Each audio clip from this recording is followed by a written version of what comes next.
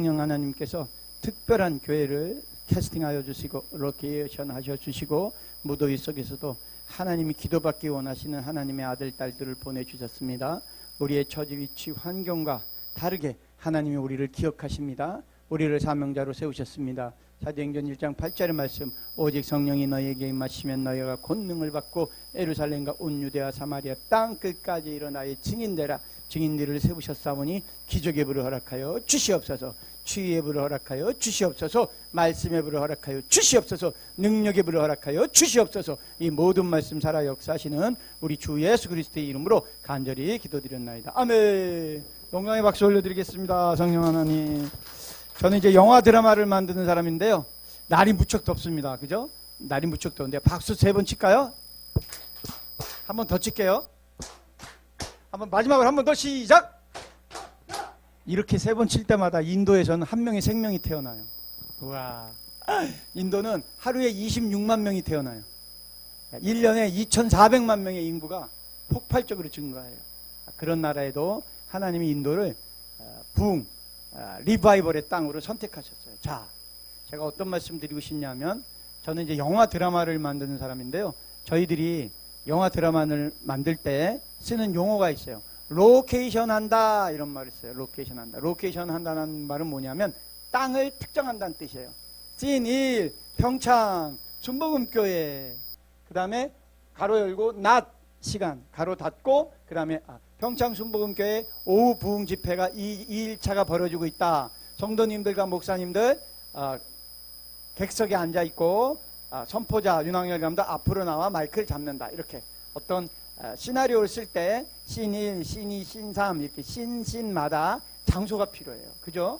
이 장소를 우리들 용어로 로케이션이라고 그래요. 로케이션. 그러면 영화나 드라마에 출연하는 인물이 있어야 되잖아요. 이 인물을 뭐 송강호다, 최수정이다, 뭐 또 전지현이다, 또 이런 배우들을 어떻게 출연시키느냐, 그럴 때 쓰는 용어가 우리 캐스팅이라는 용어를 써요. 송강호 배우는 캐스팅 되었어요. 최수정 배우는 캐스팅 되었어요. 이렇게.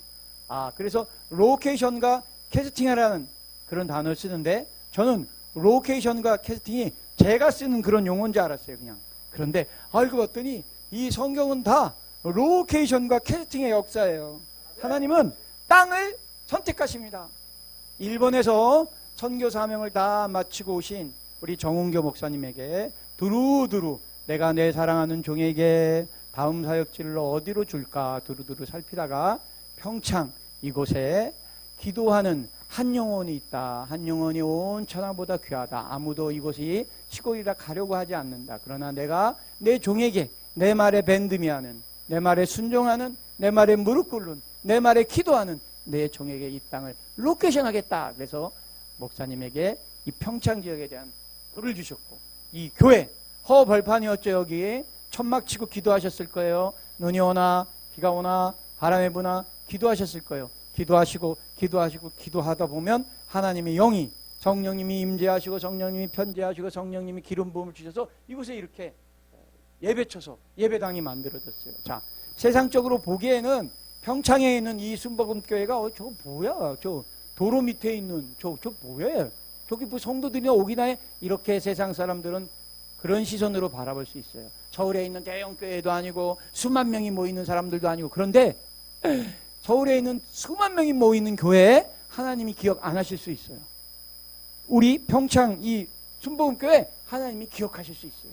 왜냐하면 주의 종이 기도하기 때문에, 간절한 마음으로 기도하기 때문에, 다윗의 자손 예수여 이런 간절한 마음으로 매일매일 부르짖기 때문에 이 땅에 한 영혼이 있습니다. 성령 하나님 그 영혼에게 복음을 증거하게 하여 주세요. 복음을 증거하게 하여 주세요. 복음을 증거하게 하여 주세요.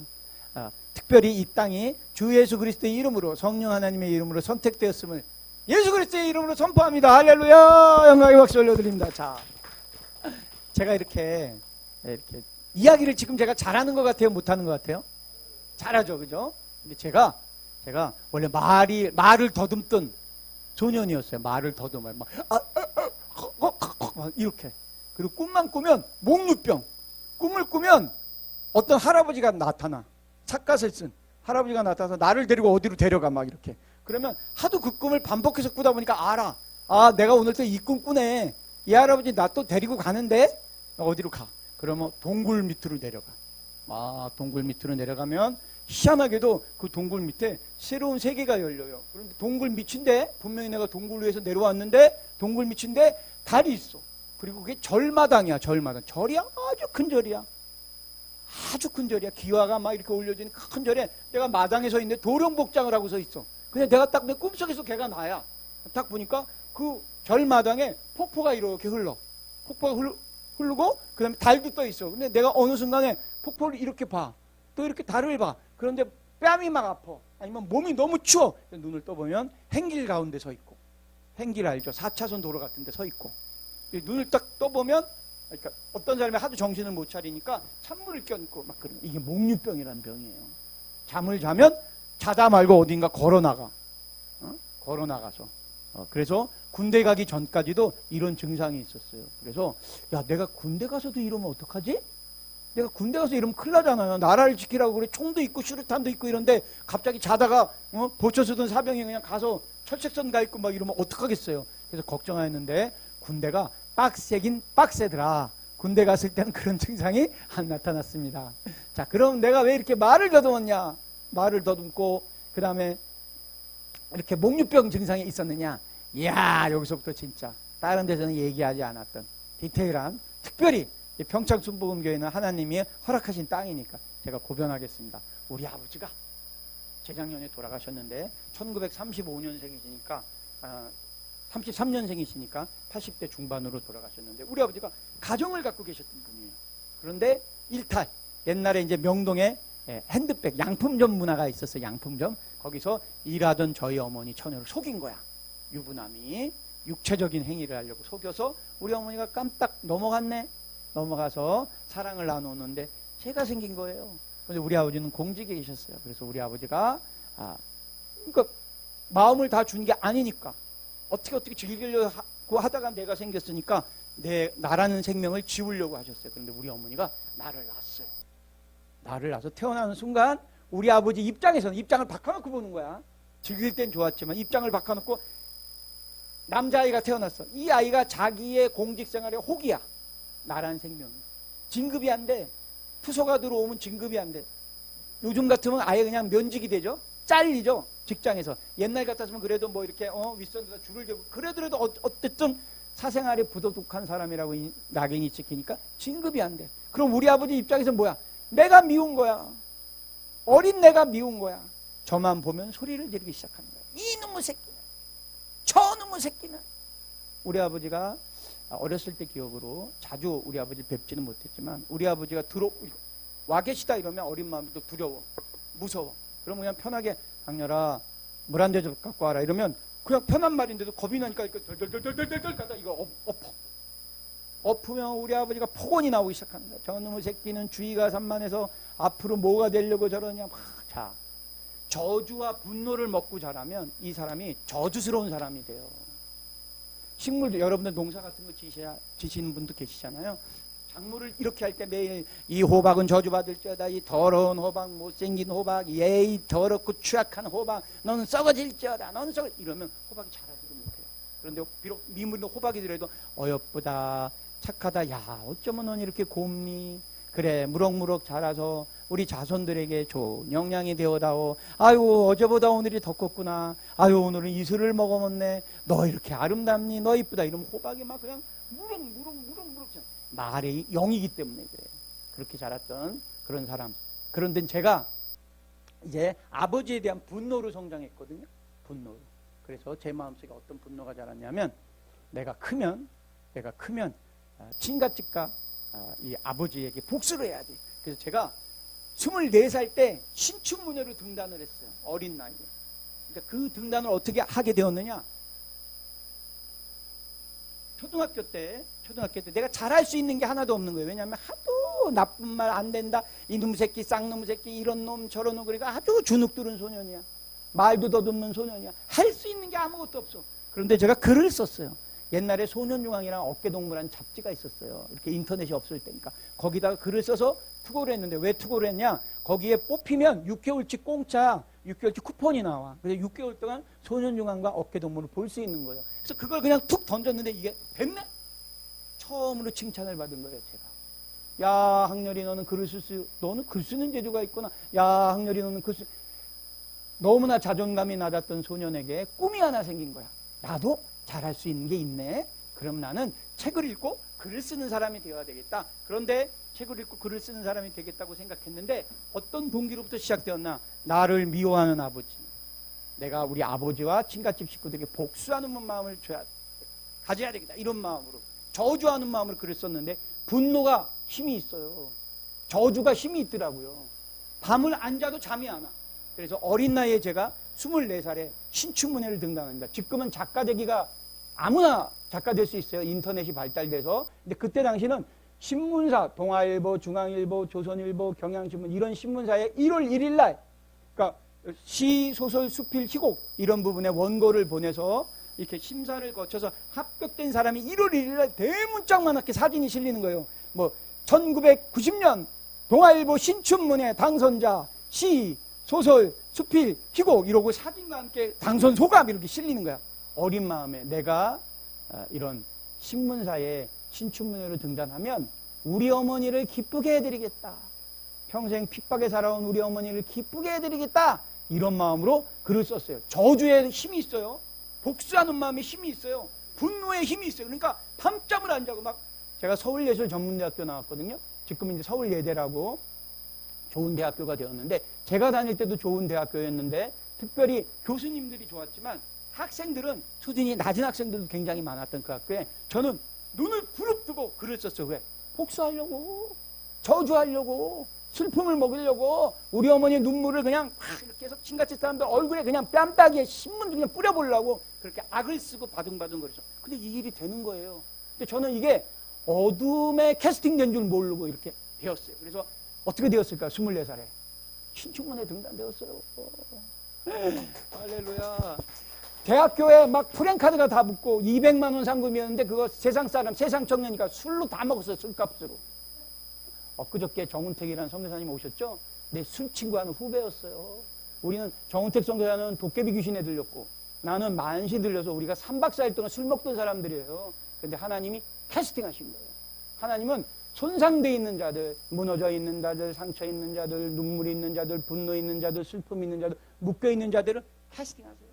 하나님은 예수 그리스도의 보혈의 피로 십자가에 못 박히신 예수 그리스도의 보혈의 피로 그렇게 병들고 아프고 상처 입은 자들을 캐스팅하셔서 하나님의 자녀 삼아주세요. 아멘? 영접하는 자 그 이름을 믿는 자 하나님의 자녀가 되는 권세를 주셨다. 요한복음 1장 12절을 뿌리고 바르고 덮습니다. 아멘? 그렇게 해서 제가 신춘문예 등단이 됐는데 그리고 나서 한 일은 어떤 일이냐? 무당들 인간문화재 만들어주는 일을 제가 하는 거예요.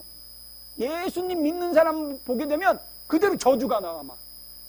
서울방송이 여의도에 생겼단 말이에요. 지금 여의도 공원 바로 건너편에 있는 국민일보사 바로 밑이 서울방송국 건물이었어요. 그런데 거기서 딱 보게 되면 경배와 찬양이라고 해서 워십팀이 와 주님의 임재에 온 땅은 들리고 우리의 기도에 하늘문 열리네 온 민족과 열방 주께 경배해 영원히 보좌에 계신 왕께 이렇게 하스테판 하용조 목사님의 동생 목사님이 선교사님이 청년들과 함께 찬양하면 그 앞에 포장마차에서 저는 소주를 마시면서 저 예수쟁이들 왜 저렇게 시끄럽게 구냐 그리고 추적 60분에다 전화 걸고 소음 때문에 이거 도저히 일을 못하겠다 저 예수쟁이들 좀 잡아가라 이렇게 그리스도인을 핍박하던 자였어요.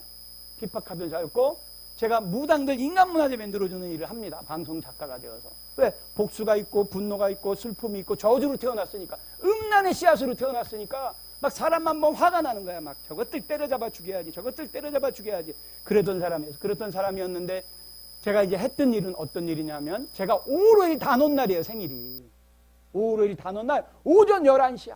그리고 백말띠야. 자 초하루와 보름 절기는 신과 관계가 있습니다. 신과 오순절날, 초막절날, 장막절날, 추수감사절 절기는 하나님이 인간과 맺어진 하나님이 에덴 동산에서 죄가 들어와서 주님 같은 말 같은 마음 같은 뜻 같은 열매로 살아야 될 우리가 죄가 틈입되어서 주님과 떨어지고 난 뒤에 그렇게 간절한 마음으로 기도하고 제사하고 예배 드릴 때만 전신하실 수밖에 없었던 성령 하나님이 피조물을 만나주시기 위해서 절기를 만드는 거예요. 그래서 번제와 화목제와 초목제 이런 제사를 통해서 주님을 만날 수 있게 해주셨는데, 이 절기를 어둠마귀 사단은 카피를 해가요. 창조의 영이 없기 때문에 베껴가요. 그래서 초하루와 보름날 무당들이 구슬합니다. 무당들이 구슬해요. 그런데 제가 오로일 단오날이에요. 오로일 단오날은 24절기 중에 가장 빛나는, 그러니까 여름으로 넘어가기 일보 직전에 있는 그런 오로일 단오날 오전 11시에 태어났어. 100마리야. 그러면 말이 아침에 깨고 나면 풀을 먹고 난 다음에 얼마나 심차요. 오전 11시가 히로 뛴단 말이에요. 뛰는데 제가 이게 줄력이라고 그래요. 줄력이라고 그래요. 무당들을 알리는 학습무에 줄력이 있는 거예요. 자, 성경에 수많은 족보가 나옵니다. 아브라함과 이삭과 야곱과 누가 누구를 낳고 누가 누구를 낳고 누가 누구를 낳고 누가 누구를 낳고. 이건 빛과 어둠의 전쟁이에요. 성경에 왜 족보가 기록되어 있겠어요? 하나님의 가문과 그렇지 않은 가문을 갈라놓은 거예요. 똑같습니다. 똑같습니다. 저주의 가문에서는 저주자가 태어나는 거예요. 하나님을 만나지 못한 가문에서는 분노자가 태어나는 거예요. 제가 오로일 단오 오전 11시에 태어났기 때문에 나는 무당들을 알리는 학습무에, 그러니까 무당의 그 DNA를 갖고 태어난 거예요. 슬픔과 저주와 음란의 씨앗으로. 그렇게 태어나서 제가 길을 딱 가다가 누가 탁 치면, 안 봐도 알아. 탁 치면, 아, 이것도 무당이 잡네. 그 탁 돌아보면 무당이야. 근데 알겠어, 내가. 딱 그러고 오히려 그 무당이 나를 탁 치면, 이런 거 재밌죠. 이런 얘기 재밌죠. 무당이 탁 치면 내가 딱 잡으면 딱 보면 느낌이야. 그럼 제가 이렇게 얘기해요. 선생님은 불일굿, 선굿을 할 수가 없으세요. 안중굿 정도 하셔야 되니까 아예 선굿은 하지 마세요. 그러다가 다쳐요. 이렇게. 그러니까 자, 성경에 군대 귀신 얘기가 나오죠. 군대 귀신. 귀신들도 계급이 있어요. 쫄개 귀신이 있고 중대장 귀신이 있고 대대장 귀신이 있고 연대장 귀신이 있고 그렇듯이, 그러니까 한 천국의 모형을 이 땅의 어둠의 권세들이 그대로 따라하는 거예요. 따라쟁인 거예요. 그래서 그런 사람들의 꿈이 뭐였냐면, 무속인들의 꿈이 뭐였냐면 제자 목양이에요. 무당들이 더 알아요. 우리들 이런 표현 있죠. 귀신이 더 잘한다. 그죠? 귀신들, 어둠들의 꿈이 뭐냐면 제자를 목양하는 거예요. 제자를 목양하려면 텍스트가 있어야 돼요. 바이블이 있어야 돼요. 성경이 있어야 돼요. 가르칠 교재가 있어야 제자 목양이 돼요. 그래서 무속인들이 가장 꿈꾸는 것들이 자기 제자를 세울 수 있게 텍스트를 만들어 달라는 거예요.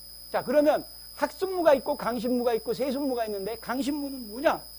갑자기 이상한 귀신이 나타나서 밤에 이렇게 해서 산 꼭대기 올라가려고 산을 막 팠더니 거기서 구슬이 나오고 칼이 나오고 요령이 나오고 이런 게 100년 전에 그런 무구가 나오고 갑자기 강신이 내리는 것.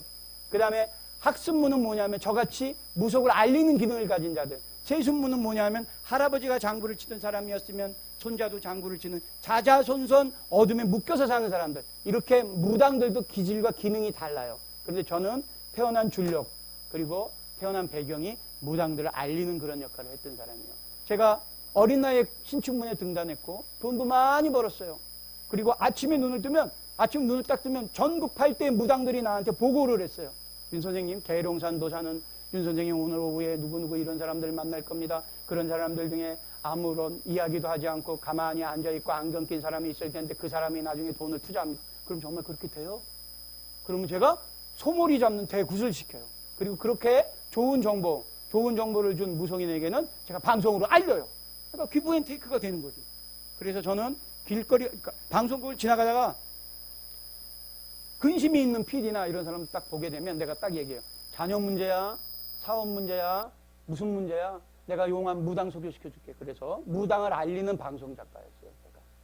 무당을 알리는 방송 작가였고 급기야 무당들이 사무실도 차려줘. 프로덕션도. 그러니까 회사를 차려. 아예 본격적으로 우리를 알려주십시오. 그래서 압구정동에 가장 큰 건물에 유머러스라는 프로덕션 제작사를 차렸어요. 그래서 제가 개그맨 김미화라도 친하고 이래서 골프 드라마도 만들려고 그러고 막 그랬을 때 하나님의 이제 캐스팅이 시작됩니다. 여러분이 오늘 이 자리에 어제 오늘 그냥 오신 게 아니에요. 성령 하나님의 계획이 계세요. 하나님은 일액 1점도 그냥 허투루 사용되지 않으시는 분이에요. 성령 하나님이 여러분의 기도를 사용하시기 위해서 오늘 평창 순복음교회 캐스팅하신 거예요. 저도 마찬가지였어요. 무당들이 사무실까지 차려주고 돈도 잘 벌고 명예도 있고 쓰는 족적 LAR이랑 오박산의 사람들 순풍산부인과 제가 감독하지 않고 기획했어요. 근데 하는 것마다 돈을 많이 벌고 좋은 세상 만들기, 서세원 씨, 신은경 씨 데리고 예능 프로 만들고 막 상이란 상은 다 휩쓸고 그럼에도 불구하고 돈은 많이 벌고 그런데 제가 불안해. 소변을 볼 때도 무서워서 계속 뒤를 돌아봐. 뭔지 모를 공포가 있고 매일 술을 마셔. 아마 하나님을 만나지 못했으면 그러다 죽었을 거예요. 피터하고. 그런데 어느 날 갑자기 택시를 타고 가는데 여의도의 방송국에서 제가 반포에 또 오피스텔이 있어서 여의도 방송국에서 반포로 갔는데 택시 기사님이 갑자기 택시를 타고 가다가 반포로 빠지는 길에 갓길이 있어요. 거기다 끽 세우더니 이렇게 얘기하는 거예요. 손님, 제가 여의도 순복음교회 장로입니다. 제가 손님들 탈 때마다 마음속으로 기도하는데 뒤에 타신 손님은 특별하신 손님 같아요. 하나님이 기도하라고 그러는데 특별한 기도, 방언으로 기도해드려도 될까요? 자, 불자들은 누가 기도해준다 그러면 띵호해요. 왜냐하면 발복을 빌어준다고 생각하기 때문에 저도 그 당시에 그런 마음이었으니까 나를 위해서 빌어준다고? 빨리 기도해주세요. 이랬더니 이 장로님이 하라카라 샤다다다 이렇게 방언으로 기도를 하기 시작하는 거예요. 근데 내 마음이 막 이게 심령이 이상해져. 막 구역질이 나오려고 그래서 잠깐 스톱 이제 그만하세요. 됐어요. 나 그냥 내릴래요.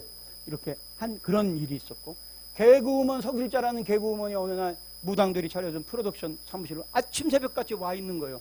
제가 출근했더니 격리 직원이 그래요. 손님이 막 계시다고. 내 방에 딱 들어갔더니 서길자라는 그 자매 한 번 딱 프로그램 했어요. 한 번 제가 쓴 작품에 출연했던 KBS 개그우먼이 와 있어요. 그래서 서길자 자매 여기 어쩐 일이에요? 이러고 내가 얼굴 딱 봤더니 제 얼굴을 보자마자 울기 시작합니다. 이 자매가 펑펑 우는 거예요. 근데 내가 뭐라고 그러질 못하겠어요. 왜냐면 눈이 진짜야. 뭐라 그러냐면 감독님은 하나님의 사람이에요. 제가 기도할 때마다 감독님에 대한 마음을 주십니다. 그리고 이 성경책을 전해주라고 제가 왔습니다. 딱 보는데 아니 남의 사무실에 젊은 처녀가 와서 울면 다른 사람이 보면 무슨 사연이 있는 것 같잖아요. 빨리 너 가라 그러고 이 성경책이 찝찝한 거예요. 이 성경책이 이게 찝찝 지금 무당들 대구 타고 있는데 나 돈 벌게 해준다고 이게 찝찝해서 제가 무당들한테 전화를 걸었습니다. 요즘 왜 이러냐고, 왜 이렇게 예수쟁이들이 나를 못 살게 굽는지 모르겠다. 그리고 이 성경책을 쓰레기통에 버렸습니다. 근데 제가 무당들이 차려준 그 건물 바로 옆에 건물에 성형외과가 있었는데 거기에 권영미라는 부원장님이 계셨어요. 그 부원장님 저를 딱 볼 때마다 이렇게 하는 거예요. 막 눈물이 주르륵 흘러요. 그 부원장님도 저 딱 보면 이래요. 아유 우리 감독님은 하나님의 사람이에요. 하나님의 사람이에요. 감독님은 하나님이 쓰실 거. 이러는데 내가 뭐라고 얘기를 못하겠어. 이거 부정 타는데 지금 무당들 지금 굿하고 앉았는데 지금 이 여자는 또 예수 얘기하네. 그래서 하도 그러니까 이제 그분이 딱 보이는 것 같으면 벽 건물의 뒤로 딱 숨었어요. 그래 갔나? 그렇게 하고 갈 정도였는데 그렇게 세 분의 하나님이 선택한 전도자들이 저한테 계속 이야기를 했어요. 그런데 이 행정부원장께서 저한테 이러시는 거예요. 감독님 커피 한잔 하실 수 있어요? 그 연락이 왔길래 아무 생각 없이 커피를 마시려고 카페에 딱 갔는데 카페 안에 들어가 계시지 않고 카페 밖에 서 계신 거예요. 이 원장님이. 그래서 이렇게 얘기하시는 거예요. 감독님 신갈에서 기도만 하시는, 일부러 목사 안수를 안 받고 강도사로 계시면서 계속 기도만 하셨던, 그때는 제가 이제 불자였으니까 이렇게 얘기하는 거예요. 기도만 하셨던 그런 분들이 내 얘기를 했더니 나를 기도해 주시기 위해서 왔습니다 라고 얘기하는 거예요. 그러니까 제가 그때는 하나님 모를 때니까 영빨이 있는 사람들이 왔나 보다. 그럼 기도나 받자. 그런 마음을 갔어요. 가서 앉았어요. 앉아서 제가 명함을 딱 줬더니 이 두 분이 제 명함을 딱 받자마자 이러는 거예요. 명함에 예수 그리스도의 보혈이 흐릅니다. 이렇게 얘기해요. 근데 내가 아무리 봐도 그냥 명함이야.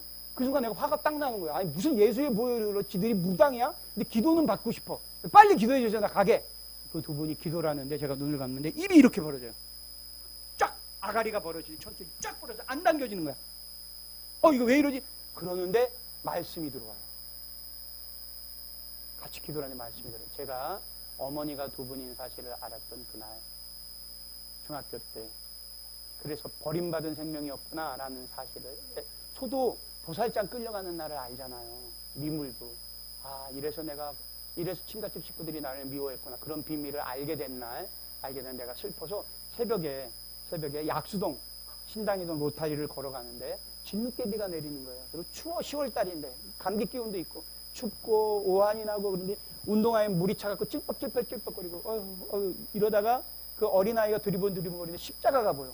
문을 열고 들어가는데 그 약수동에 있는 신일교회예요. 지금 아주 큰 교회가 됐는데 그때만 해도 요 정도 규모, 내 기억으로는. 문을 딱 들어갔는데 이제 겨울철이고 난방이 돼 있으니까 밖에 한 대 있다 들어니까 훅 따뜻한 기운이 느껴질 거 아니에요. 빨갛게 십자가가 있고 아침 예배가 끝났던 것 같아요. 그러니까 기도만 하고 있는데 내가 맨 뒷자리에 딱 앉았어요. 앉아서 하나님이란 분이 살아계시면 나는 왜 이렇게 슬퍼요?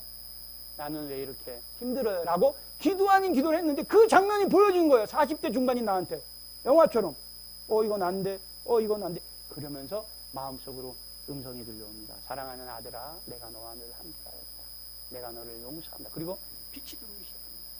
아무것도 염려하지 말고 모든 일에 기도와 간구로 너희 구할 것을 감사함으로 하나님께 아뢰라. 그리하면 모든 지각이 뛰어난 하나님의 평강이 그리스도 예수 안에서 그리스도 예수 안에서 그리스도 예수 안에서 내 마음과 생각을 지켜. 그때는 이게 성경 말씀인지 몰랐어요. 막 알파 오메가처럼 막 말들이 들어오는 거예요. 눈물 콧물 흘리고 눈을 떴더니 사람들 다 구경하고 있어. 카페 사람들. 그런데 마음이 얼마나 가벼운지 구름 위를 나는 것 같아요. 제가 구름 위를 날아본 적은. 그리고 온몸에 단기운이 흘러. 참외 먹었을 때 단기운처럼 온몸에 단기운이 흘리고 바깥마당에 나갔는데 나뭇잎이 막 크로졌대. 반짝반짝. 자, 좋고 귀하고 아름다운 걸 보게 되면 누구한테 전하고 싶어요? 가족. 헐레벌떡 제가 집으로 달려간다. 그래서 아파트 띵동 배를 누르고 우리 집사람이 나오자마자 제가 뭐라고 그러냐면 여보, 우리가 속았어. 하나님이 계셔. 내가 누구를 만났는데 그분이 하나님이거든. 이 부적 띄어.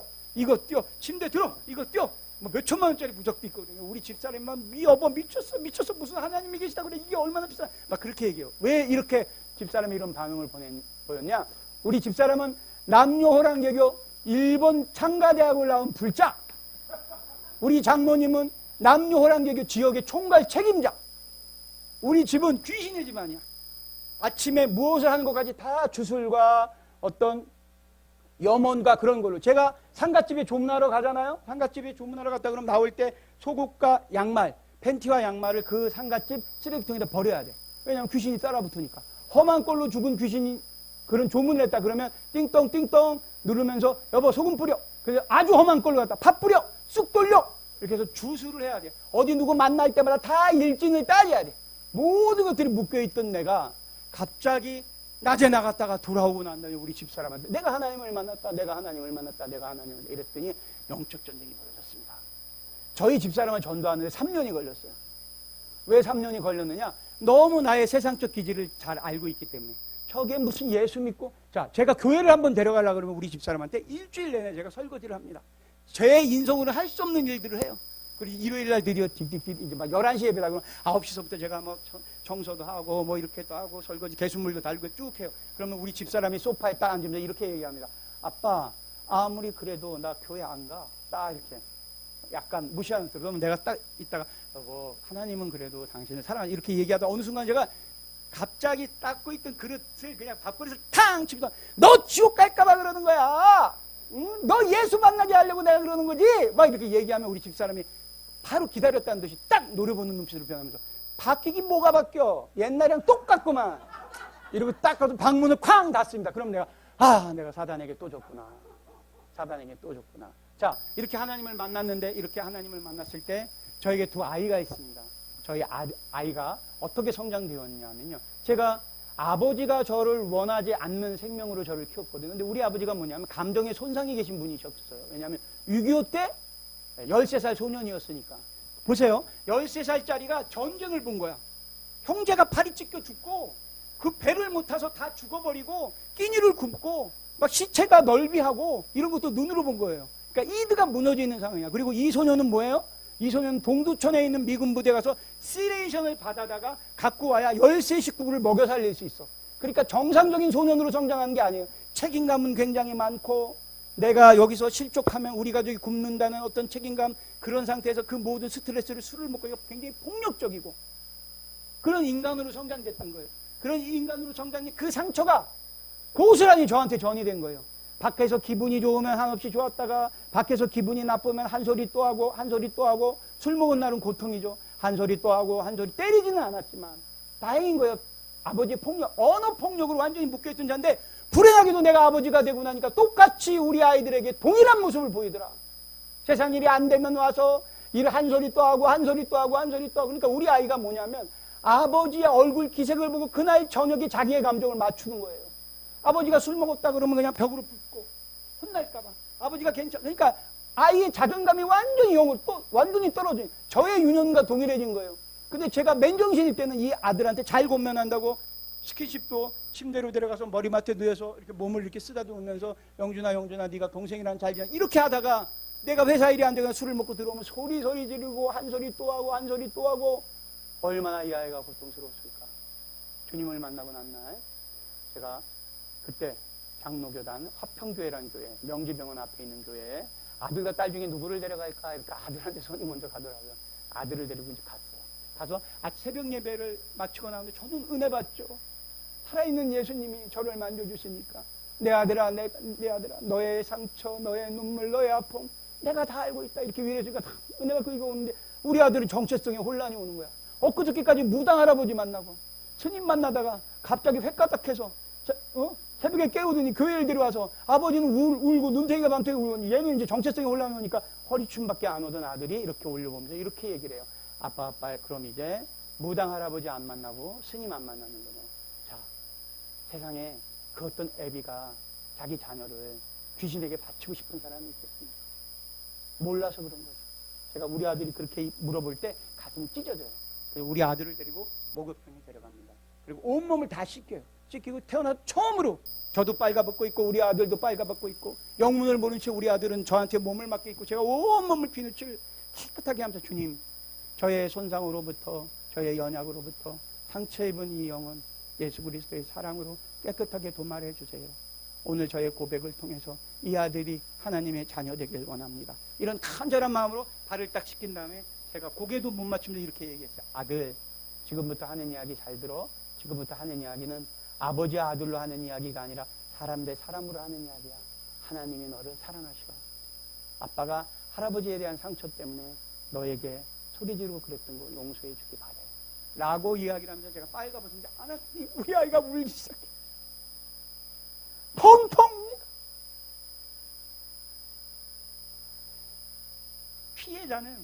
가해자는 피해자가 어떤 피해를 입었는지 몰라요.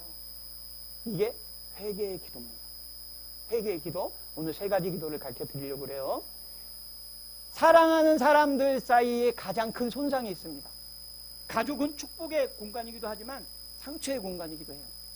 그래서 그날 제가 아들에게 무릎 꿇으면서 용서해 달라고 첫 번째로 기도했더니 우리 아들이 저를 다독거려대요.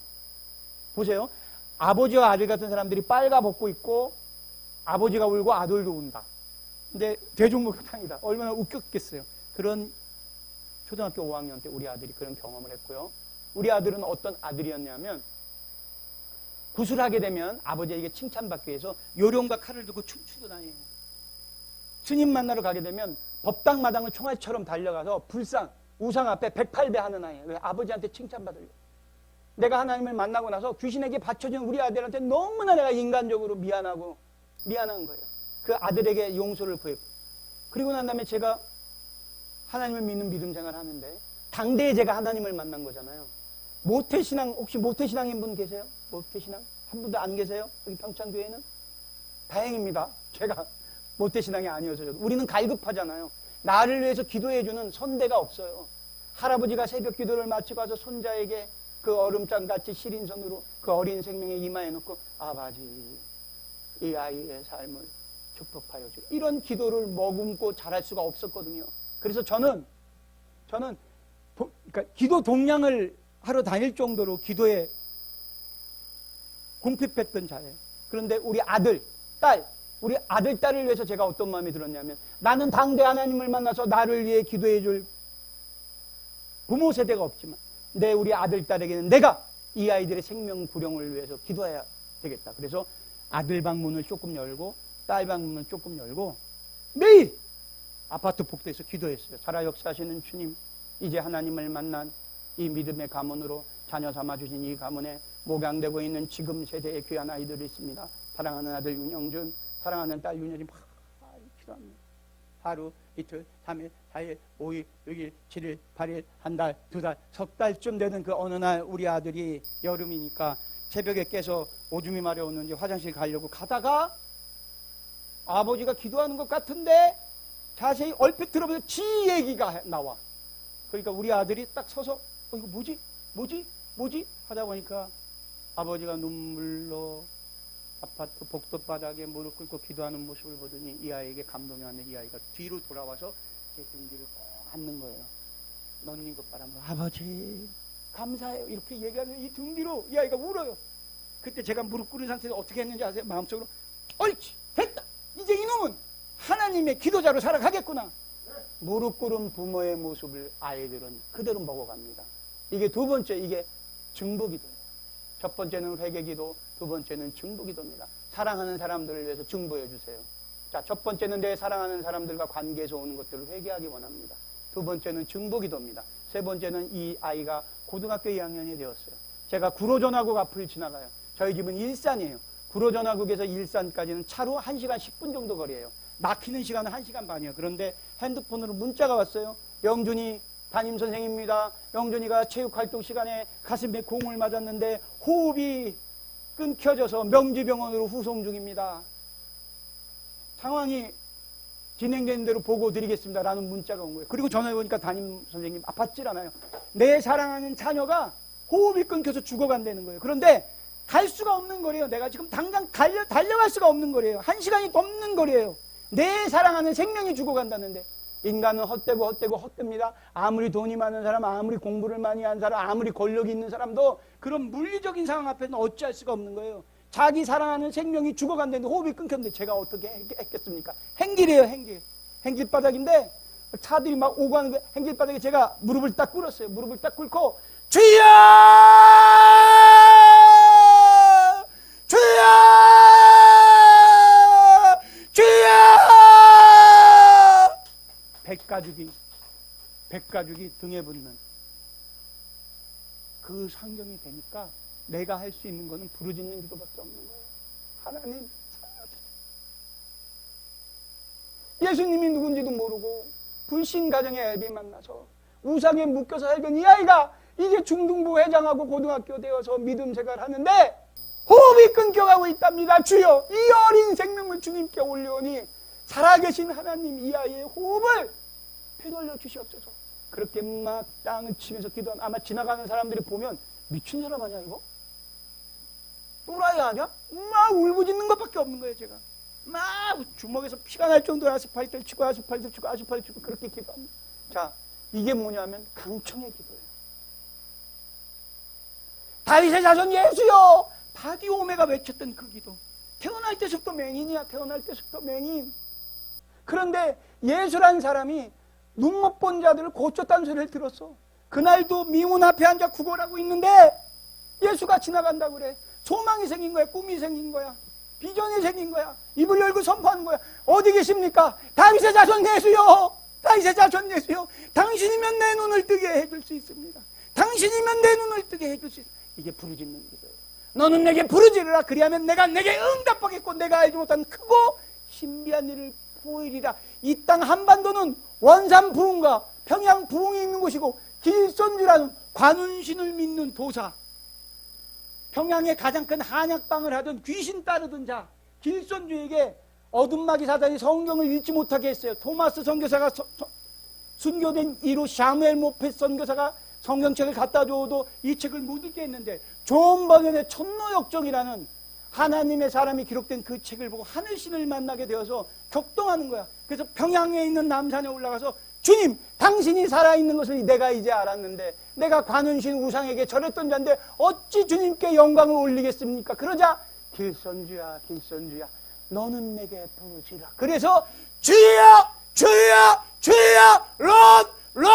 로드 부르짖는 기도가 만들어진 거예요. 한반도 땅에 주여 삼창이 만들어진 거예요. 제가 부흥령을 찍으러 온 세계 열방을 닫아냈는데 미국 사람, 영국 사람, 아프리카 사람, 인도 사람이 가장 부러워하는 것 한반도는 성령이 임한 땅이다.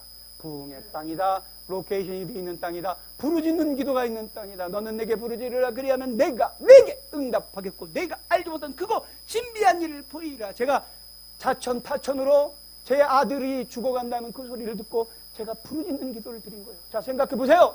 집에 지금 불이 났어요. 불이 났어. 우리 평창 순복음교회 불났다 그러면 안 되니까. 집에 불이 났어요. 성령의 불. 오케이. 성령의 불이 났어요. 성령의 불이 났는데 이런 거예요. 하나님을 만나지 않은 사람 타 죽는다고 칩시다. 목사님이 샤워하다가 딱 나왔는데 불이 났어. 그런데 어떤 사람이 119에다 전화를 딱 걸어서 119죠? 아, 지금 저희 집에 불이 났네요. 아, 전 샤워하다 나왔는데 거실에 불이 붙었어요. 건너방에 애들이 있는데 아유 절로 불이 번지네. 애들 전화번호 안 나오네. 근데 저희가 21층이에요. 빨리 오셔야 되고 고가 사다리 준비하고 오셔야 되고 아이들이 지금 더워서 에어컨 틀어놓고 있는데 벗고 있을 수 있는데 거기 여자아이가 있어요. 그러니까 이게 노출되면 안 되니까 담요 같은 거 그 아시아나 항공이나 대한항공 그 담요 있죠? 그런 거 갖고 와주시고 이제 빨리 오세요. 그리고 지금 전화 마시는 분 직책이 어떻게 되세요? 아니 뭐 119인데 늦으면 내가 이제 그 문책하려고 빨리 오세요. 21층이니까 고가 사다리 잊지 마시고 이렇게 전화가 부모가 어디 있겠어요? 지금 죽어간댔는데 119죠? 우리 아이들이 죽어갑니다. 빨리 와주세요. 빨리 와주세요. 빨리 와주세요. 그죠? 하나님이 저에게 그런 강청의 기도를 드리게 하죠. 체험적으로. 우리 아들 어떻게 되었을까요? 다른 데서는 선포하다가 이 내용을 까먹어서 나중에 이메일로 물어보는 분들도 계셔서 그 아들 어떻게 됐냐고. 그 아들이 기적적으로 살아났습니다. 호흡이 돌아왔어요. 아멘. 성령 하나님께 영광의 박수 올려드립니다. 그 아들이 이제 27살이 되었고 2000번째 오늘이 801회 1000번째는 드렸고요. 2000번째 801회 가족 예배를 인도합니다. 성령 하나님께 영광의 박수 올려드립니다. 자, 하나님은 하나님의 사람들을 캐스팅하십니다. 그러면 우리는 어떤 것들로 캐스팅이 되었냐? 기도의 용사로 캐스팅 되었어요. 한반도는 기도예요. 저같이 무당들 인간문화재 만들어주는 사람을 하나님이 선택하시고 하나님이 만나주셔서 제가 귀신들 인간문화재 만들어주는 사람이니까 귀신 문화에 대해서 너무 잘 아는 거야. 대한민국. 자, 박수 한번 칠게요. 대한민국. 이게 박수가 안 맞네. 짝짝짝짝. 대한민국.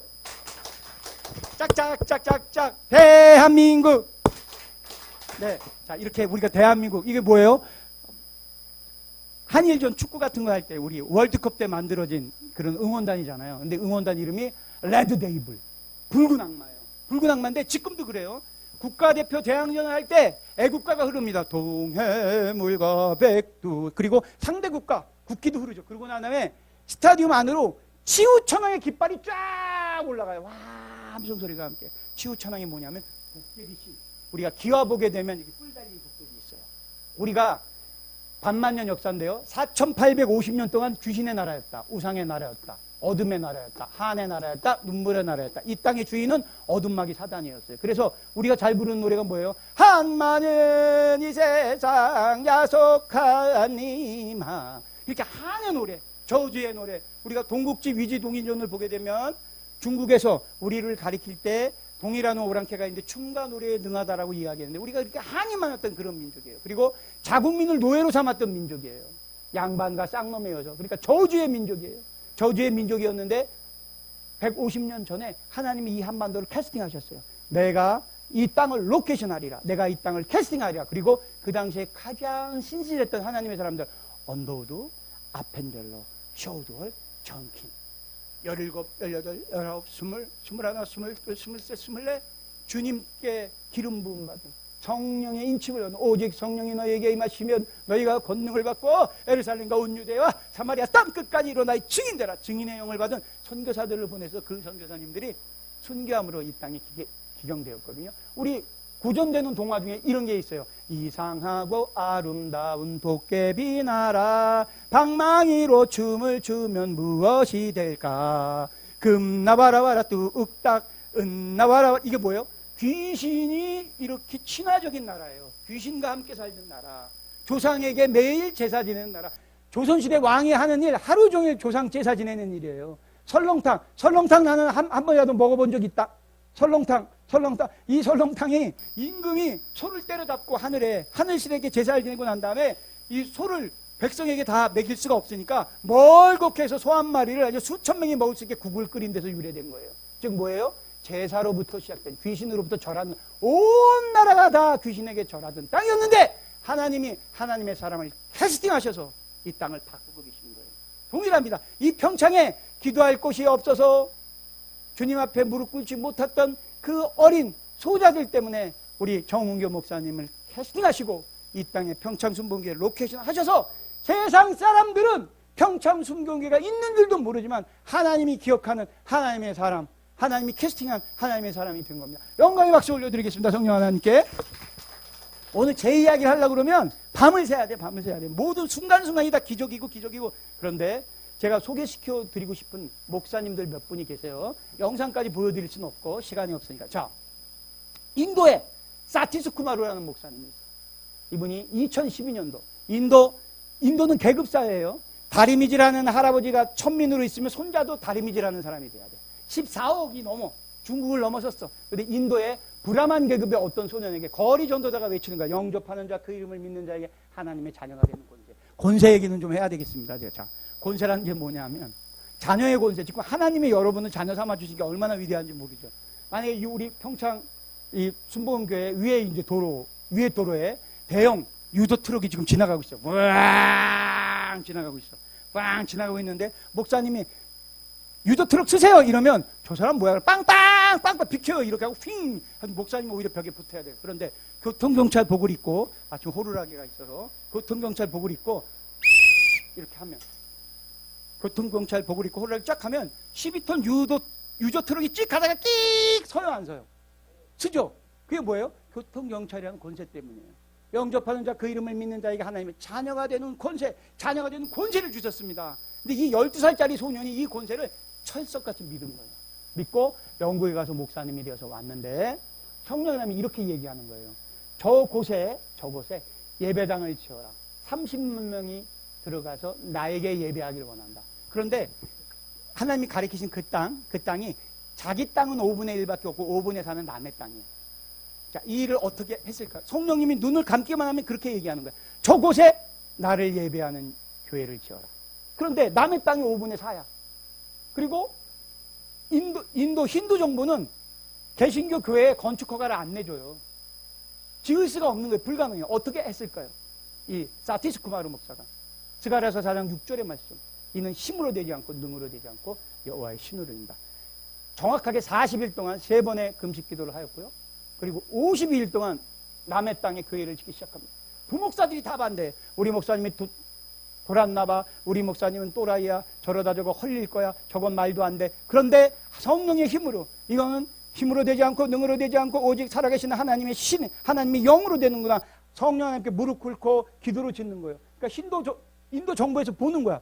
쟤 뭐하냐? 쟤 뭐하냐? 근데 이게 하루, 이틀, 3일, 4일, 5일, 6일, 7일, 8일, 5일, 52일 만에 이 건물이 지어져요.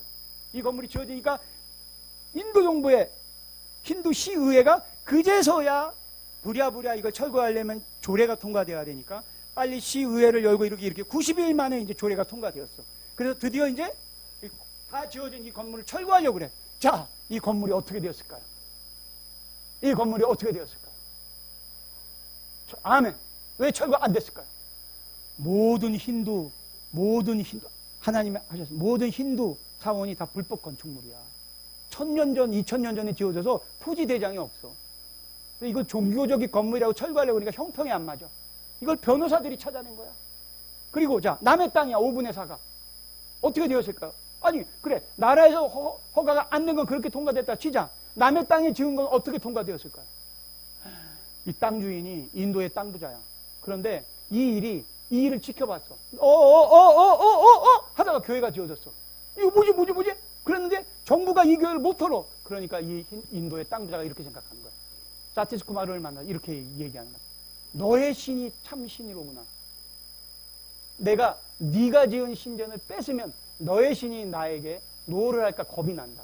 차라리 대신 약조를 해라. 네가 매일 너의 신에게 나와 나의 후대를 위해서 기도해 준다는 약조.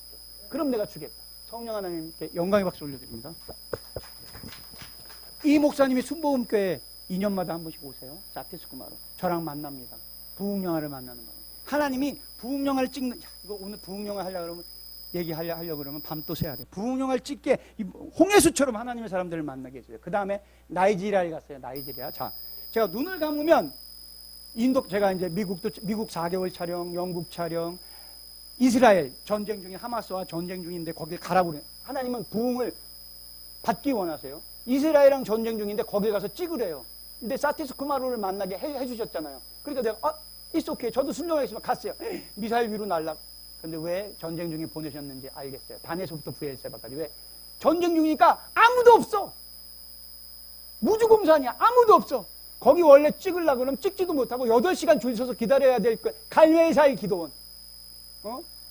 엘리야가 바알 선지자들과 싸웠던 갈멜살 기도원. 아무도 없어. 거기 제가 가서 어떻게 아무도 없어. 그리고 그 갈멜살 기도원은 샤우팅 할 수가 없어요. 소리 짓는, 부르짖는 기도를 할 수 없는 공간이에요. 그런데 아무도 없으니까 내가 주여! 이 갈멜산의 불, 엘리야의 불, 성령의 불, 불을 주시옵소서. 성령 하나님 불을 주시옵소서. 리바이벌 나우, 리바이벌 이어, 리바이벌 컨티뉴. 오직 성령의 기름 불. 마음껏 소리 질렀어요. 그 갈멜살 기도원이 생긴 이후로 그렇게 소리 지르는 팀도 없었고 사람도 없었다. 낮잠을 자던 수사가 꿈결인지 뭔지 천국에서 듣는 소리인지 비몽사몽간에 달려와서 저를 말릴 때 이미 30분이 다 지났기 때문에 드릴 기도는 다 드렸어요. 그렇게 이스라엘까지 촬영을 하였는데 눈만 감으면 아프리카를 보여주시는 거예요. 아프리카에 막 수백만 명이 기도. 눈을 뜨면 아무도 아프리카에 네트워킹이 안 돼. 어떤 나라였냐면 나이지리아. 나이지리아는 보코하람이라는 무장단체가 와서 이렇게 예배 드리잖아요. 목사님 예배 드리고 있잖아요. 그럼 보코하람이라는 무장단체가 와서 목사님 목을 쳐. 자, 하드 성전이야. 딱 끄집어내 딱 물어봐. 알라를 믿을래 예수를 믿을래? 대답하지 못하면 쓱 그럼 목이 그냥 댕강댕강 떨어져. 그리고 성도들한테 물어. 알라를 믿을래 예수를 믿을래? 그래서 대답하지 않으면 철사를 묶고 불을 태워. 그래서 즉 가장 많은 순교자가 나오는 나라가 나이지리아예요. 1년에 가장 적게는 7,000명, 가장 많게는 12,000명까지 순교하는 땅입니다. 2억 명의 인구 중에 반 1억 1,000명이 무슬람, 1억이 크리스천. 근데 그 나이지리아를 계속 보여주시는 거예요. 눈을 근데 나이지리아 뭐 네트워킹이 돼야 내가 거길 가지. 나이지리아 그냥 갈 수도 없고 어떻게 갑니까? 그래서 인천에 있는 한 교회에서 이렇게 영화와 관련되어 있는 선포를 하고 나이지리아를 가라고 성령님이 그러시는데 도대체 사람을 만날 수가 없습니다. 그리고 내려오는데 건반을 반대했던 자매 하나가 쭈르륵 따라오더니 감독님 제가 그분이 쓰임받는 분인지는 잘 모르겠는데 나이지리아 출신 목사님이 한 분 계신데 한국을 위해서 기도하기 위해서 18년 전에 라고스 RCCC 교회에서 파송받아서 오직 이 나라를 위해서 기도하는 스티븐이란 목사님이 계신데 한번 만나보시겠어요? 그리고 연락처를 줬어요. 그래서 제가 동두천으로 날아갑니다. 하나님은 하나님의 말씀에 순종하는 사람에게 기름 부음을 만남의 축복을 주세요. 자, 18년 전에 나이지리아에서 한국은 우리가 이 땅의 중요성을 모르지 열방에서 기도하는 분들은 이 땅의 중요성을 다 압니다. 남한은 선교의 땅이고 북한은 순교의 땅이에요. 마지막 비밀의 퍼즐이 한반도에 있어요. 부흥의 마지막 정점이 한반도에 있어요. 이 한반도 땅을 위해서 18년 전에 아프리카 나이지리아의 목사가 와서 은둔자로 중보기도를 하고 있는 거예요. 18년 동안. 열매가 없어요. 왜? 한국 사람들이 얼마나 이방 사람들에게 대해서 배척합니까? 다문화라고 얼굴 새까맣다. 근데 또 나이지리아 분이니까 정말 아프리카 사람처럼 생겼어. 키가 190인데 빼딱 마른 대나무 같은데 아니 아프리카 그분이 어떻게 이 땅에서 목회를 하시겠어요? 열매가 어떻게 나오겠어요? 그런데도 순종하는 마음으로 주님께서 허락하신 그 사명에 따라 나만 이 땅을 위해서 기도하는 거 18년 만에 제가 딱 만났더니 눈물이 주르르 흐르는 거예요. 감독님이 찾아오시니까 내 사역의 열매가 감독님이십니다. 내가 본국에 보고할 게 생겼습니다. 그래서 라고스 RCCC 교회로 윤학열이라는 영화 감독이 부흥 영화를 만들고 있는데 우리 본교회 아프리카의 부흥을 촬영하러 간다고 그럽니다. 허락을 해주시면 좋겠습니다. 라는 선교 보고를 처음으로 드리는 거예요. 선교사님들한테 선교 보고서 받으면 안 되는 거예요. 그 가짜예요. 어떻게 하나님이 하시는 일을 인간이 계획할 수 있겠어요? 선교지의 선교는 규칙이 아니라 불규칙입니다. 일례길라예요. 성령 하나님 예수님이 십자가에 못 박혀 죽으시고 부활 승천하실 걸 아무도 몰랐단 말이에요. 부활의 영은 불규칙의 영이에요. 오순절날 마가다락방에 현신했던 그 부흥의 영은 세상을 모르게 하나님이 선택하시는 거예요. 그거와 똑같이 나이지리아에 그렇게 공문을 보냈습니다. 그랬더니 나이지리아에 아데보에 목사님이란 분이 금요철야에 자 이제 우리 영상 보면 그 내용이 나올 건데 100만 명이 기도해요. 금요철야 별로 놀라지도 않으세요. 금요철야에 100만 명이 기도하는데 그 아데보의 목사님이 이렇게 얘기한 거예요. 한국에 부흥팀이 온다고 하니까 다음 주 금요철야에는 좀 많이 좀 데리고 오세요. 이래서 300만 명이 왔어요. 그리고 교회가 할렐루야 영광의 박수 올려드립니다. 교회가 3km예요. 교회가 담이 없어요. 지붕만 있어요. 비만 피하려고. 그래서 예를 들면 정은교 목사님 빌리지도 않아. 그런데 이 목사님이 한국을 따지면 강원도 어설이 분내면 산청이 저 산골에 사는 소년이었는데 그 마을이 생긴 이후로 처음으로 서울에 있는 학교에 대학 입시에 합격한 거야. 마을에서 회의가 벌어져. 아대보이가 18살 되었을 때. 야, 우리 동네에서 서울로 가는 나이지리아 수도로 가는 대학생이 생겼어. 근데 아프리카는 가난하기 때문에 신발을 신지 않고 다녔어요. 얘를 맨발로 보내면 우리 동네가 창피할 거 아니야. 신발을 하나 사서 보내주자. 그래서 마을에서 갯돈을 모아서 신발을 한 켤레 사주는데 그 신발을 처음 신어보잖아요. 18살 소년이. 일주일 신발 신는 연습을 하고 대학교를 가는 거예요. 대학교 가서 누구를 만났냐? 하나님을 만났어요. 하나님을 만났는데 이 소년에게 어떤 소망이 생기냐? 성령이 불이 들어오는 거야. 오직 성령이 너희에게 임하시면 너희가 권능을 받고 에루살렘과 온 유대와 사마리아 땅끝까지 나의 증인되라. 증인의 불이 생긴 거야. 그게 뭐야? 서울 여의도에 있는 조용기 목사를 만나야 되겠다. 내가 이 아프리카를 기경하기 위해서 성령께서 허락하신 기도의 불, 믿음의 불, 치유의 불, 꿈의 불, 사랑하는 자여 내 영혼이 잘된 같이 내가 범사에 잘되기를 내가 간구하노라. 간구의 불을 가진 조용기를 만나겠다. 그러고 왔어. 와서 오산리까지 오고 오산리 기도원에서 기도를 받고 오산리 기도원에서 기도하다 불이 떨어졌어. 불! 그 불이 떨어져서 그 불을 가지고 나이지리아를 갔어요. 나이지리아를 가서 3km 되는 교회를 개척해서 987만 명의 성도가 있어요. 대한민국에 대선이 있기 전에 6월 3일 전에 5월 달에 자가용 비행기를 타고 와서 3박 4일 아무도 모르게 기도하시고 가셨어요. 이런 사람들 다 만나게 하십니다. 지금 성령 하나님은 부흥을 준비하고 계시고 꿈꾸고 계시고 이루고 계세요. 그럼 이 부흥은 어떻게 만개가 되느냐? 기도하는 사람이에요. 회개는 죄를 고백하는 게 아니에요. 죄를 고백하는 게 아니라 이제 마무리 맺겠습니다. 회개는 죄를 고백하는 것이 아니라 하나님과 떨어져 있었던 그런 상황을 말씀 올리는 거예요. 주님, 제가 몰랐어요. 주님 곁을 떠나 사는 것이 죄인이라는 걸 몰랐어요. 그러니 이제부터는 주님 안에 살게 해주세요. 예수 그리스도 안에서. 우리는 그가 만드신 바라. 자, 이 일에 옵션이 있어요. 예수 그리스도 안에서. 예수 그리스도 안에서. 예수 그리스도 안에서. 선한 일을 행하기 위하여. 이게 딱 매뉴얼인 거예요. 우리는 그가 만드신 바라 예수 그리스도 안에서 선한 일을 행하기 위하여. 이 일이 전부터 하나님이 예비하사 이미 택정된 거예요. 캐스팅된 거예요. 이미 정은교 목사님은 일본 선교를 마치고서 아무도 기도하지 않는 평창동 이곳에 와서 나에게 기도하기로 이미 캐스팅이 돼 있는 거예요. 이 일은 하나님이 전부터 예비하사 우리로 그 가운데 행하게 하려 하심이라. 아멘? 하나님은 하나님의 사람을 캐스팅하셔서 당신의 뜻을 이루기를 원하십니다. 우리 모두가 다 하나님이 캐스팅된 사명자예요. 자, 요 얘기하고 마치려고 합니다. 전 세계 민주주의 기독교 국가 중에 차별금지법이 통과되지 않은 마지막 나라예요. 차별금지법이 뭐냐면 동성애법이에요. 남자, 여자 부부를 살 수 있는데 이런 거예요. 미국은 he, 그, she, 그녀라고 사용하지 못해요. 이제 they, 그들이라고만 사용돼요. 뭐냐면 내가 남자인데 목사님이 윤 감독 뭐 이렇게 하는데 목사님이 얘기하는 소리 기분 나빠. 그럼 오후에 난 여자로 사는 거야. 잠깐만 스톱. 목사님 지금부터 저 윤학렬이 아니라 윤행숙이라고 불러주세요. 나 지금 이 순간부터 여자예요. 그리고 만약에 내가 여자라는 자질을 인정하지 않으면 당신은 차별금지법 위반인 거예요. 이렇게. 그리고 보세요. 아버지와 딸이 성행위를 할 수 있어요. 생각해보세요. 끔찍하지 않나요? 아버지와 딸이 성행위를 할 수 있어. 아들과 엄마가 성행위를 할 수 있어. 기르는 개, 여기 앞마당에 개 있죠? 개새끼와 주인이 성행위를 할 수 있어. 인간은 위대하니까, 독일이에요, 독일. 인간은 위대하니까 스스로 자기 결정을 다 할 수 있어요. 남에게 피해만 안 주면 돼. 인간 스스로 모든 걸 다 결정하는 거라니까. 이게 세상의 기독교예요.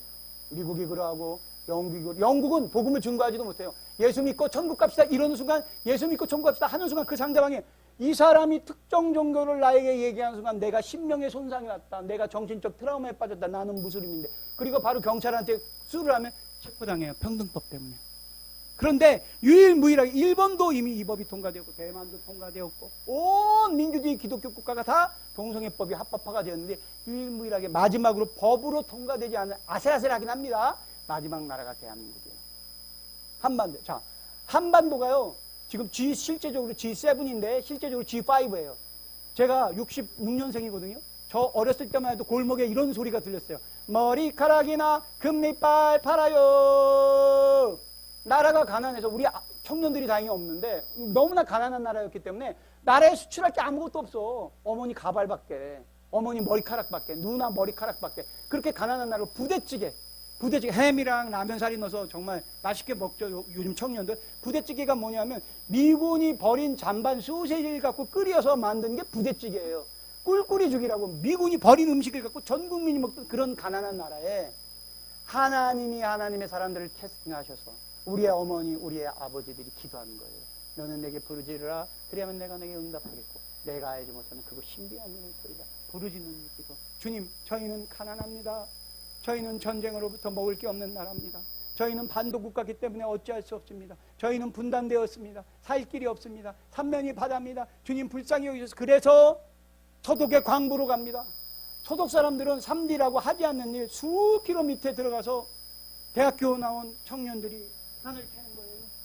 대학교 나온 자매들이 독일 사람은 하지 않는 요양병원이나 그런 병원에 간호사로 들어가서 100km에 가까운 독일 사람들 몸 닦고 허드렛 일하고 그러면서 한 푼 두 푼 모은 그 외화 마르크를 뭐예요? 조국에 송금합니다. 뭐 어떤 마음으로? 주님, 다시는 가난으로 인해서 다음 세대가 교육받지 못하는 어둠은 끊어지게 역사여 주시옵소서. 이렇게 기도합니다. 그렇게 해서 이렇게 잘 사는 나라가 된 거예요. 하나님이 우리의 기도를 받으셔서 잘 사는 나라가 된 거예요. 이 나라에겐 사명이 있어요. 어떤 사명이 있냐? 마지막 때에 하나님 나라의 완성의 사명이 있는 거예요. 이스라엘 테라이브의 가장 큰 동성애 축제가 5월달에 벌어져요. 하나님이 보시면 얼마나 근심하고 걱정하시겠어요. 그런데 이 한반도의 유일무이하게 마지막 차별금지법을 막아내고 있는 민족이란 말입니다. 사명이 있는 겁니다. 성령 하나님께 영광의 박수 올려드립니다. 결론을 맺겠습니다. 하나님은 우리를 선택하셨어요. 이 민족을 캐스팅하셨어요. 그런데 이제 평창 순복음교회 목사님과 성도님들의 기도 한 방울이 필요해요. 제가 에즈베리 대학에 2023년도 부흥을 촬영했거든요. 그럼 이 부흥이라는 게 어떤 거냐? 부흥이 시작됐다 이러면 성령님이 오시는 거예요. 성령님이 오시면 눈 감았다 떴는데 하루가 지나 있는 거예요. 우와! 눈 감았다 떴는데 반나절이 지나 있는 거예요. 우와! 시간과 공간이 초월돼요. 그리고 예배가 끊이지 않아. 예배가 1주일, 2주일, 3주까지. 그래서 이제 이 땅에 부흥을 주셨습니다. 이제 어떻게 따야 되냐면 리바이벌 now, 리바이벌 here, 리바이벌 continue. 왜냐하면 부흥은 있었던 곳에 또 있습니다. 원산 평양에 부흥의 불이 있었기 때문에 60년도 부흥의 불이 있었기 때문에 학교 부흥과 직장 부흥과 삼토 부흥과 일토 부흥이 있었기 때문에 이제 한 번 더 이 부흥을 주십니다. 이 부흥을 주시는데 우리의 기도가 필요합니다. 이제 이 기도가 필요한데 부족한 종을 세워서 이것들을 다 알리고 있기 때문에 리바이벌 now 지금 여기서 시작되고 리바이벌 here 여기서 시작되는데 아무도 안 했던 기도까지 해야 됩니다. 어떤 기도? 리바이벌 컨티뉴. 부흥이 유지되게 해주십시오라는 기도는 아무도 안 했습니다. 그냥 부흥을 구하기만 했지. 특별히 우리 평창순복음교회 부흥까지 유지되는 기도를 드리기 원합니다. 기도하시겠습니다. 주님 감사합니다. 부족한 종을 통해서 평창순복음교회 사명이 무엇인지를 알려주었습니다. 무당에게 묶여서 불안과 분노와 슬픔과 저주로 살아야 됐던 저를 하나님이 캐스팅하여 주셔서 영적 분별력과 함께 사명자로 세워주셨습니다. 오늘 이 자리에 하나님께서 선택하신 하나님의 기도자들이 있습니다. 꿈꾸는 대로 될지어다. 말하는 대로 될지어다. 생각하는 대로 될지어다. 평창순복음교회를 주님께 올려드립니다. 들어 사용하여 주시옵소서. 각자 모인 성도님들의 간절한 간구의 기도가 있습니다. 그 기도 또한 흠양하여 주시옵소서. 이 모든 말씀 살아 역사하시는 우리 주 예수 그리스도의 이름으로 간절히 기도드렸나이다. 아멘.